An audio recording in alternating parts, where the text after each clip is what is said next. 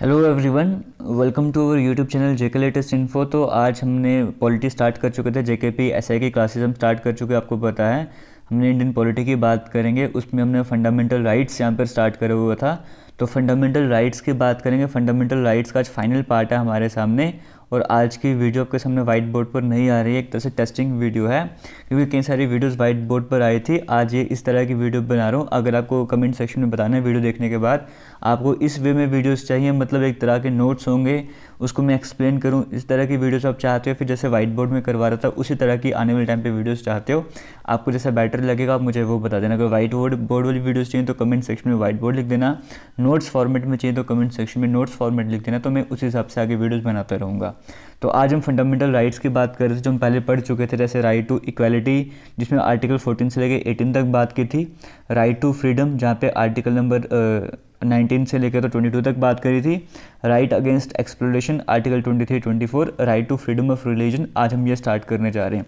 और आपको बताना चाहूँगा जैसे कि हमने पहले कुछ पार्ट्स कवर करे थे इंडियन पॉलिटी के, फिर हमने एक क्वेश्चन सीरीज स्टार्ट करी थी, तो उसी तरीके से अब हमारे जैसे फंडामेंटल राइट्स हमारे ख़त्म हो जाते हैं, तो हम यहाँ पर क्या करेंगे, अभी तक के जितने भी टॉपिक्स हो गए जिस पर हम पहले क्वेश्चन सीरीज कवर कर चुके थे उन टॉपिक्स को छोड़ के उसके बाद जितना भी आपको कवर करवाया, जहाँ पे प्रीएम्बल करवाया था, जो भी बेसिक कंसेप्ट था वो करवाए थे, इंडियन कॉन्स्टिट्यूशन के बॉरो फीचर्स करवाए थे, इन सभी पर बेस्ड, मतलब जो लेक्चर 4-5 के बाद मतलब लेक्चर 7 से लेके अभी तक के जो भी लेक्चर रहने वाले हैं इन सभी पर बेस्ड क्वेश्चन सीरीज रहने वाली है। बट यहाँ पर एक एडिशन मैं आपको बताना चाहूँगा, क्योंकि हमने यहाँ पे जो सिटीजनशिप वाला कंसेप्ट था वो सारा अभी फिलहाल स्किप कर दिया हुआ है, तो उस पर बेस्ड जो क्वेश्चन होंगे वो भी हम कल की क्वेश्चन सीरीज में कवर कर लेंगे। अभी हमारे पास टाइम लिमिटेड है, इसीलिए हम यहाँ पे कुछ ना कुछ टॉपिक स्किप करें, लेकिन जो हमारे लिए बहुत ज़्यादा इंपॉर्टेंट बन जाते हैं वो सभी के सभी टॉपिक हम करेंगे। जैसे फंडामेंटल राइट्स हमारे लिए इंपॉर्टेंट था बहुत ज़्यादा, हमने इसको कवर करा है, तो क्वेश्चन सीरीज में जो हमने पेंडिंग छोड़ दिया हुआ है वो सभी भी कवर कर लेंगे ताकि आपकी कंप्लीट पॉलिटी एक तरह से हो जाए। क्लियर हो गया? अब हम स्टार्ट करते हैं आज के इस वीडियो को। तो हमने यहाँ पर पढ़ना है right to freedom of religion, मतलब हमारे फोर्थ फंडामेंटल राइट के बारे में पहले पढ़ने जा रहे हैं, जिसमें आर्टिकल 25, 26, 27, 28 आएगा। आर्टिकल 12 से लेकर 24 तक हम पढ़ चुके थे। Right to freedom of religion की बात करेंगे 25, सबसे पहले आर्टिकल 25 की बात करते हैं। आर्टिकल 25 क्या कहता है, नोट्स आपको मिल जाएंगे टेलीग्राम पे। मुझे पता है कि अगर आप आज ही वीडियो देख रहे हो, मतलब कि जनवरी के फर्स्ट वीक में वीडियो देख रहे हो, तो आपको पहले वाले 1-2 लेक्चर के नोट्स नहीं मिले होंगे। वो मैं आज रात को, वैसे तो वीडियो लेट ही अपलोड हो रही है, 11 बजे तो ये वीडियो बन रही है, तो हो सकता है कि आज रात को वरना कल सुबह तक आपको सभी लेक्चर्स के नोट्स प्रोवाइड कर दूंगा जो पेंडिंग है। और इस लेक्चर के जो नोट्स होंगे वहाँ पर मैं जो बुक के नोट्स हैं वो भी प्रोवाइड कर दूंगा, और साथ से जो मैंने ये नोट्स बनाए शॉर्ट नोट्स वो भी ऐड कर दूंगा। आपको जैसे पढ़ना होगा वैसे ठीक उस हिसाब से पढ़ लेना। आर्टिकल 25 की बात करते हैं, इसमें क्या रहने वाला है, इसमें है freedom of conscience and free profession practice and propagation of religion. इसका मतलब क्या है, एक एक वर्ड को समझना पड़ेगा, मतलब फिर आपको समझ आ जाएगा। पूरे होल फंडामेंटल राइट फोर्थ की बात करें, इसमें रिलीजन को लेकर राइट्स की बात करी जा रही है। समझ गए, रिलीजन के बेसिस पे आपको राइट्स मिले हैं उनकी यहाँ पर बात करी जा रही है। तो पहले हम बात करते हैं freedom of conscience, free profession, practice and propagation of religion.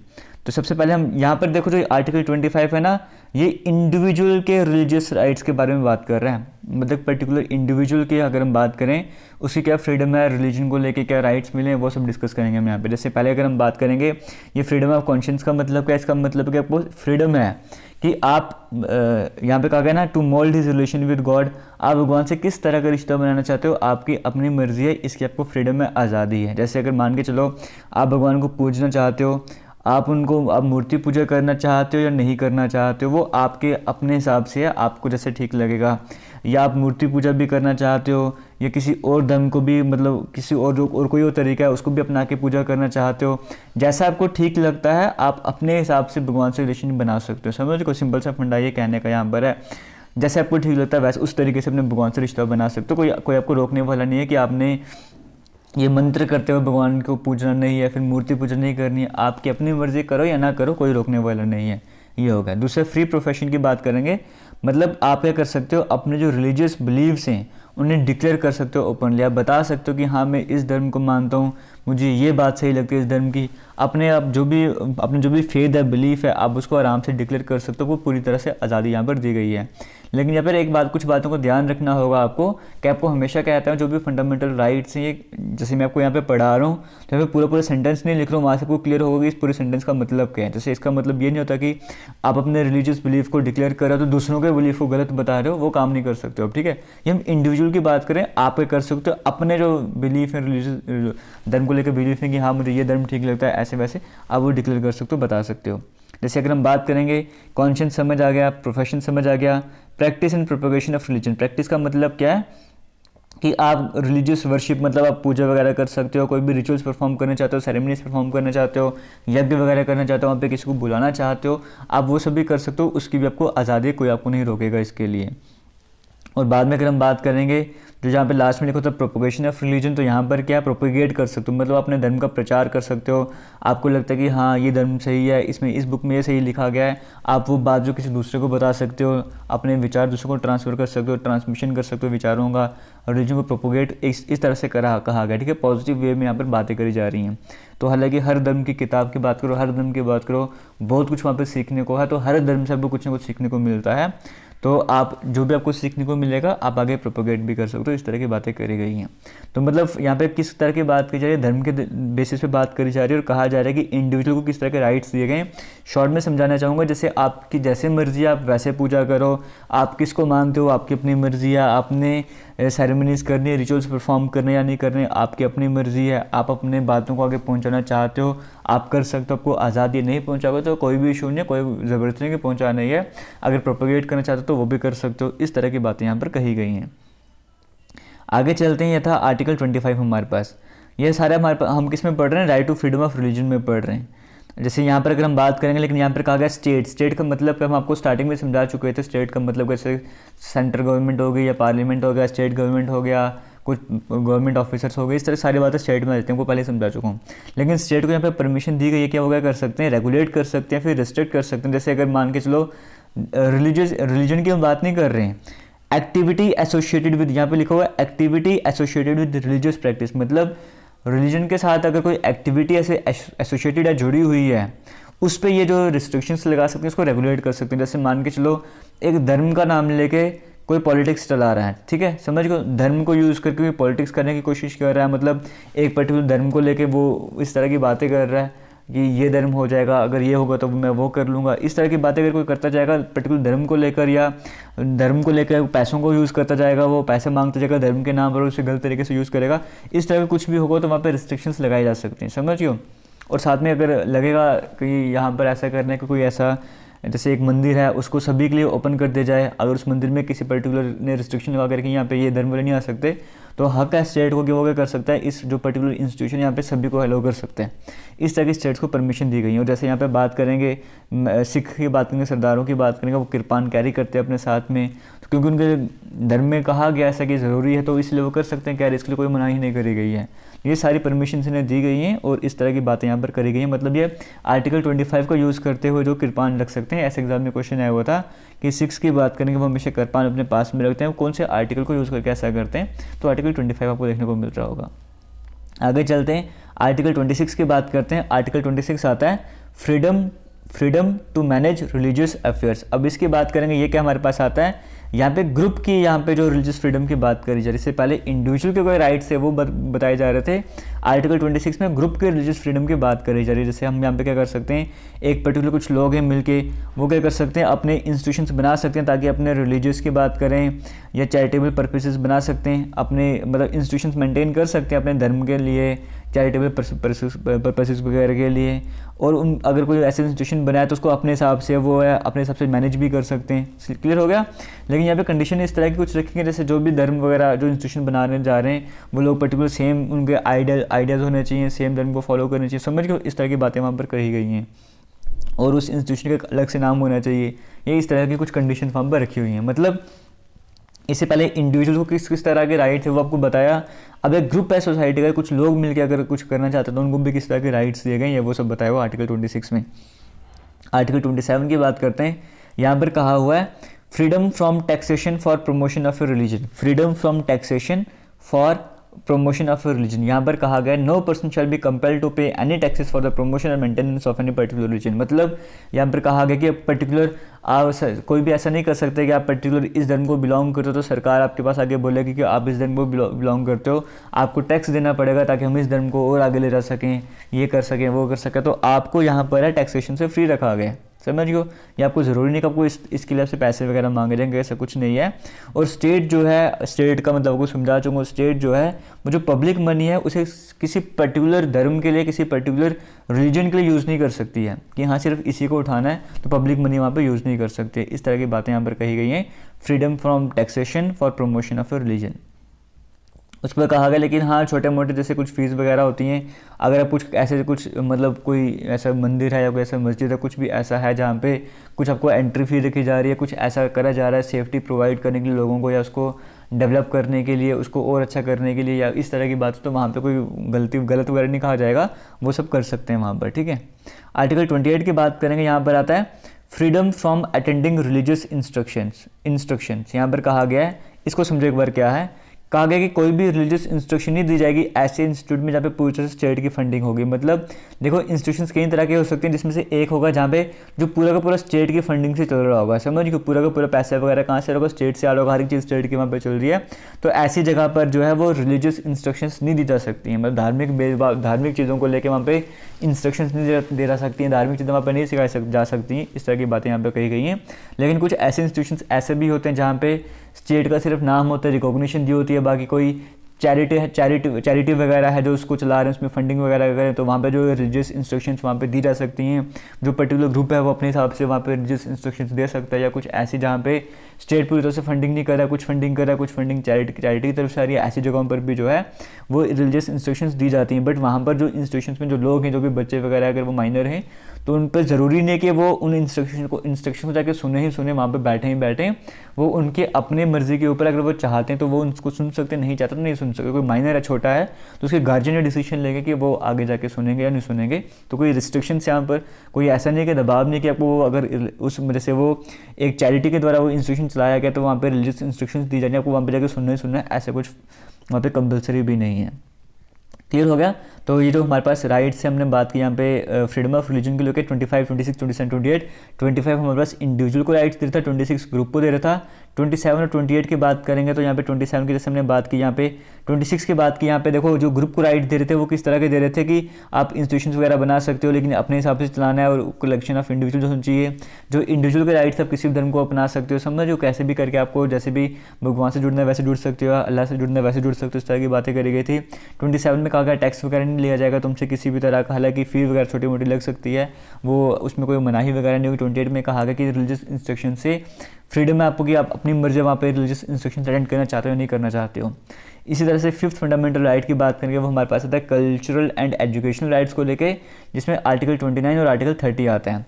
तो आर्टिकल 29 की बात करें जाता है protection of interest of minorities. मतलब जैसे यहाँ पर कहा गया है कोई भी ऐसे अगर अपनी लैंग्वेज को कंजर्व करना चाहता है, कल्चर को कंजर्व करना चाहता है, तो उसको राइट है कि वो अपनी लैंग्वेज को या कल्चर को कंजर्व कर सकता है। और ऐसा कहीं पर भी नहीं हो सकता कि अब कोई भी इंस्टीट्यूशन वगैरह है तो वहाँ पे रिलीजन, रेस या कास्ट या लैंग्वेज के हिसाब से आप किसी पर्टिकुलर पर्सन को वहाँ पे एडमिशन ना दो, ऐसा कुछ भी नहीं होना चाहिए। यानी कि माइनॉरिटीज़ के इंटरेस्ट की यहाँ पे बात करी जा रही है, बट इस आर्टिकल में सिर्फ माइनॉरिटीज़ की बात नहीं कर रही, जो मेजॉरिटी में है उनकी भी बात करी जा रही है कि जो भी मतलब जैसे अगर हम इसका एग्जांपल लेकर चलने, कहा गया कि कोई भी ऐसा इंस्टीट्यूशन नहीं होना चाहिए जहाँ पर मतलब रिलीजन, रेस, कास्ट, लैंग्वेज के बेसिस पे जो है वहाँ की माइनॉरिटीज़ हैं उनको एडमिशन ना दी जाए, समझ गए। तो अगर ऐसा मेजॉरिटी के साथ हो जाए तो जो लोग वहाँ पर ज़्यादा पॉपुलेशन में या फिर उस जगह पे जो लोग जैसे पर्टिकुलर लैंग्वेज को ज़्यादा बोलने वाले लोग हैं, तो उनके क्या पता वो एजुकेशन इंस्टीट्यूशन उनको ही मना कर दे वहाँ पे एडमिशन के लिए कि आपको उस राइट ही नहीं है। आपको मतलब समझ आ रहा है ना क्या कह रहा हूँ मैं यहाँ पर। ये जो राइट है वो सबके लिए, माइनॉरिटीज़ के लिए भी है और मेजॉरिटी के लिए, बट यहाँ पर नाम दिया गया protection of interest of minorities कि अगर लैंग्वेज, कल्चर वगैरह को कंजर्व करना चाहते हो तो कंजर्व कर सकते हो। और इसी तरीके से आर्टिकल 30 की बात करेंगे, वहाँ पे माइनॉरिटीज़ को ये राइट भी दिया गया है कि वो अपने इंस्टीट्यूशंस की बात करें, इस्टेब्लिश भी करते हैं, उनको एडमिनिस्टर भी कर सकते हैं। इस तरह के राइट्स माइनॉरिटीज़ को भी दिए गए। और हम चलते हैं हमारे 6th फंडामेंटल राइट, जो कि हमारे लिए सबसे ज़रूरी बन जाता है, वो राइट टू कॉन्स्टिट्यूशनल रेमेडीज़। इसमें आर्टिकल 32, 30, 34, 35 सबसे इंपॉर्टेंट आर्टिकल 32 हमारे पास आता है। आर्टिकल 32 को कहा गया बी आर अम्बेडकर जी के द्वारा, it is the very soul of the constitution and very heart of it. मतलब किसे दिल और आत्मा कहा गया हमारे संविधान का, तो वो आर्टिकल 32 है। इतना याद कर लेना, बी आर अम्बेडकर जी ने कहा था। आर्टिकल 32 सिंपल वे में कहा जाए तो आपको राइट देता है कि अगर आपके फंडामेंटल राइट्स का वायलेशन हुआ है तो आप डायरेक्टली सुप्रीम कोर्ट तक जा सकते हो। इसमें रिट्स वगैरह इशू कर जाते हैं, रिट्स मतलब ऑर्डर इशू कर जाते हैं। अब एग्जाम में रिट्स को लेकर क्वेश्चन आ जाता है, हम रिट्स समझ लेते हैं एक बार। सुप्रीम कोर्ट जो आर्टिकल 32 और हाई कोर्ट जो आर्टिकल 226 के अकॉर्डिंग रिट्स इशू कर सकता है। तो रिट्स की टाइप कौन से हम वो समझ लेते हैं। सबसे पहले जैसे अगर हम यहाँ पे बात करेंगे हैबेस कॉर्पस की, तो हैबेस कॉर्पस की बात करेंगे। ये एक लैटिन टर्म है जिसका मतलब है to have the body of. इसका मतलब है कि अगर कोई पर्सन, ये देखो ये ऑर्डर कब इशू कर जाता है कि अगर आपने क्या कर दिया है, किसी पर्सन को आपने डिटेन कर दिया है, समझ गो, डिटेंशन को लेकर हमारे पास ये रिट लगाई जाती है। किसी पर्सन को डिटेंशन में रख दिया है और उसे कोर्ट तक नहीं पहुंचाया, कुछ मजिस्ट्रेट तक नहीं पहुंचाया 24 घंटे तक, या ऐसा वैसा कुछ भी होगा और बाद में देखा अगर कोर्ट के पास ले गए तो वहाँ पे पता लगा ऐसे इलीगल डिटेंशन वगैरह है, इलीगल तरीके से रखा गया तो उसे फ्री कर दिया जाएगा। तो ऐसे केस में हैबेस कॉर्पस रिट इशू करी जाती है। आगे चलते हैं, मैंडेमस की बात करें। मैंडेमस का मतलब है वी कमांड। वी कमांड मतलब यहाँ पर क्या है, ये इस मैंडेमस का मतलब है वी कमांड, मतलब कि पब्लिक ऑफिशियल को यहाँ पर कहा जाएगा। कोई पब्लिक ऑफिशियल अगर कोई सरकारी नौकरी करता है, कोई सरकारी बंदा अगर मान के चलो आप उसके पास जाते हो, उसकी कुछ ड्यूटी है कि मुझे काम करना ही करना है, आप उसके पास जाते हो, वो अपनी ड्यूटी परफॉर्म करने से मना कर देता है कि कहता है नहीं मेरी ड्यूटी नहीं करूँगा, या करप्शन वगैरह ऐसा वैसा कुछ भी होता है वहाँ पर। तो आप अगर सुप्रीम कोर्ट में जाते हो अपने फंडामेंटल राइट्स को लेकर, तो वहाँ पर रिट लगती है मैंडेमस की, कि हम कमांड करते हैं उस पब्लिक ऑफिशियल को अपना वो काम पूरा करेगा। आगे चलते हैं, प्रोहिबिशन की बात करते हैं। प्रोहिबिशन रिट का मतलब क्या, इसका मतलब होता है प्रोहिबिट का मतलब भी हो गया मना करना, तो प्रोहिबिशन का मतलब होगा टू फॉरबिड। यहाँ पर क्या है, जो हाई कोर्ट जो है, यहाँ पर लोअर कोर्ट्स की बात करो, ट्रिब्यूनल्स की बात करो, उनको मना करता है। मतलब अगर वो अपने जुरिस्डिक्शन से बाहर निकलते हैं या एक्स्ट्रा कुछ ऐसा करते हैं उनके एरिया के अंडर नहीं आता है, जुरिस्डिक्शन के अंडर नहीं आता, तो यहाँ पे हाई कोर्ट जो है लोअर कोर्ट को मना कर देता है यहाँ पे कि वो उस केस से हट जाएँ। वो जो भी प्रॉपर जिसके कंसर्न में वो केस आता है, वही वो केस देखेगा, आपको देखने की ज़रूरत नहीं है। ऐसा होता है प्रोहिबिशन वाले रिट में। और सर्चुरी की बात करेंगे, इसका मतलब है टू बी सर्टिफाइड या फिर टू बी इन्फॉर्म्ड।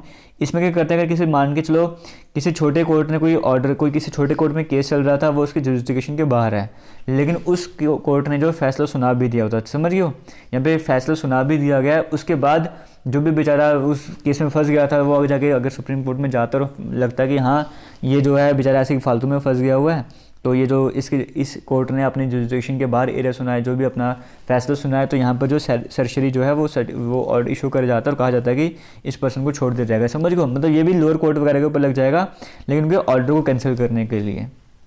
और लास्ट बात करते हैं क्वो वारंटो की बात करते हैं। क्वो वारंटो क्या है, इसका मतलब है बाय व्हाट अथॉरिटी और वारंट। इसका मतलब होता क्या है कि अगर कोई पब्लिक ऑफिस में कोई बंदा चला गया, पैसा करप्शन के बेसिस पे वहाँ पे चला गया, फिर जैसे मान के चलो कोई पब्लिक ऑफिस किसी ने मतलब वो कर लिया है, किसी को नौकरी लगी है, वहाँ पे वैकेंसी निकाली नहीं, रिक्रूटमेंट करी नहीं, ऐसे किसी कोई बंदे वहाँ पे घुसा दिए, वो आप बैठ के नौकरी खा रहे हैं, पैसा खा रहे हैं, तो उस चीज़ के लिए यहाँ पर जो क्यू वारंटो रेट लगाई जाती है कि किस अथॉरिटी से या किस वजह से तुम यहाँ पर जो तुम इस ऑफिस में बैठे हो, कहाँ से तुम्हारे सरकार का पैसा भाड़ रहे हो, तो यहाँ पे क्यू वारंटो वाला सिस्टम यहाँ पे आ जाता है। तो ये थे हमारे पास कुछ इंपॉर्टेंट रेट्स जो आपको समझ आए होंगे। अब आर्टिकल 32 के बाद आर्टिकल 33 की बात करते हैं। ये रिलेट है आर्म्ड फोर्सेस और फंडामेंटल राइट से।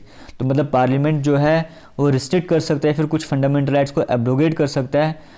उन मेंबर जैसे जो आर्म्ड फोर्सेस में या पैरामिलिट्री में इस तरह के जो भी मेंबर्स होते हैं, इसके जो मेंबर्स होते हैं, उनके जो फंडामेंटल राइट्स उनको रिस्ट्रिक्ट करा जा सकता है, एब्रोगेट करा जा सकता है। पार्लियामेंट जो है उनको कर सकता है, क्योंकि ऑब्वियस सी बात है जैसे अगर आर्म्ड फोर्सेस की बात करेंगे, वहाँ पे कोई पर्सन जा रहा है, उसको सभी के सभी फंडामेंटल राइट्स अगर उसको मिल जाएंगे तो वो ट्रेनिंग ही नहीं पूरी हो पाएगी किसी की, तो हर एक चीज़ पर वो कोर्ट में पहुंचेगा हमारे फंडामेंटल राइट का वायलेशन हो गया।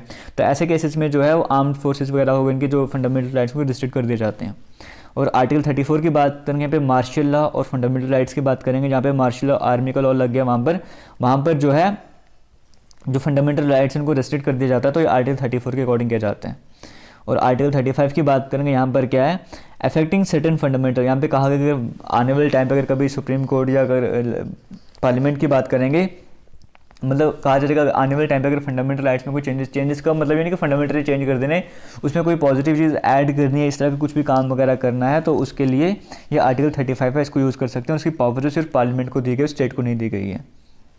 क्लियर हो गया, ताकि यूनियन के पास पावर है, स्टेट के पास पावर नहीं जाए इस तरह के। तो ये थे कुछ हमारे पास इंपॉर्टेंट आर्टिकल्स, और यहाँ से हमारे फंडामेंटल राइट्स जो हैं वो खत्म हो जाते हैं। उम्मीद करता हूँ आपको वीडियो समझ में आया होगा, थोड़ा बहुत कुछ ना कुछ तो समझ आया होगा।